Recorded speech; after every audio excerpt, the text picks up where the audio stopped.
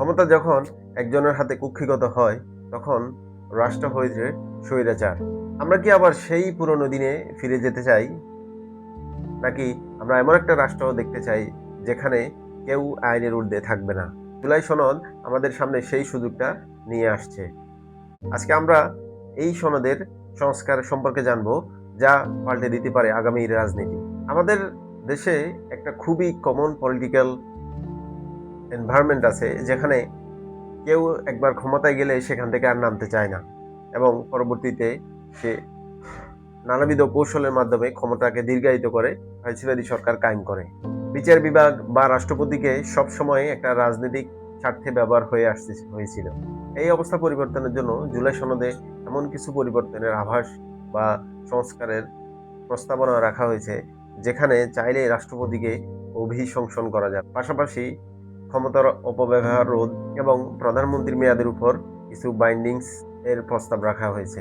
সবকিছুরই মূল লক্ষ্য একটাই, একটা জবাবদিহিতামূলক সরকার সৃষ্টি করা। এই জুলাই সনদের 12 এবং 13 নং সংস্কার প্রস্তাবে রাষ্ট্রপতি যদি সংবিধান লঙ্ঘন করেন, তাহলে সংসদের 2/3 ভোটের মাধ্যমে ওই রাষ্ট্রপতিকে পদচ্যুত করা হতে পারে। সবচেয়ে বড় পরিবর্তন যেটা হচ্ছে, এতদিন বাংলাদেশে রাষ্ট্রপতি চাইলেই যে কোনো দুর্ধর্ষ, খুনি, ডাকাত বা যে কোনো অপরাধীকে সে চাইলেই ক্ষমা করে দিতে পারে। এতে ন্যায় বিচার পাওয়ার যে আকাঙ্ক্ষা থাকে, সেটা থেকে আমরা অনেক সময় বিচ্যুত হয়েছি। এই সংস্কার প্রস্তাবে বলা হয়েছে, রাষ্ট্রপতি চাইলেই এখন আর ক্ষমা করতে পারবেন না। রাষ্ট্রপতি ক্ষমা করার আগে অবশ্যই মামলার বাদী বা মামলার ক্ষতিগ্রস্ত যারা, তাদের অনুমতি নিতে হবে।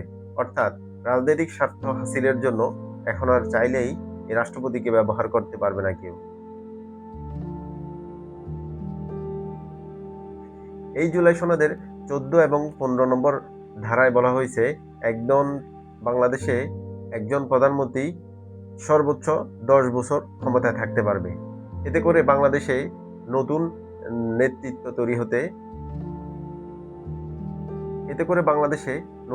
নেতৃত্ব তৈরি হবে।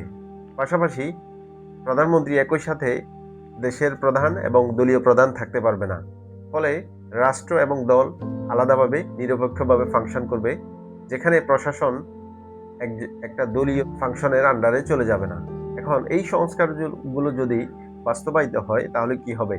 দেশে আর কোনো স্বৈরাচার তৈরি হবে না। কেউ আজীবন ক্ষমতায় থাকার স্বপ্ন কখনোই দেখতে পারবে না। রাষ্ট্রপতি চাইলেই যে কোনো অপরাধীকে ক্ষমা করার আর কোনো সুযোগ থাকবে না, এবং দেশে একটা সুষ্ঠু পরিবেশে কাঙ্ক্ষিত নির্বাচন অনুষ্ঠিত হবে। জুলাই সনদ শুধুমাত্র একটা কাগজের টুকরো না, এটি আমাদের হাজারো শহীদের রক্তের বিনিময়ে পাওয়া একটা অঙ্গীকার। ক্ষমতার দাপট কমিয়ে জনতার ক্ষমতায়ন করার একটা মাধ্যম হচ্ছে এই জুলাই সনদ। আগামী সুন্দর বাংলাদেশ গড়ার জন্য 12ই ফেব্রুয়ারি আপনার রায় দিন। জুলাই সনদে হ্যাঁ ভোট প্রদান করুন। হ্যাঁ ভোটে নিশ্চিত হোক আপনার অধিকার।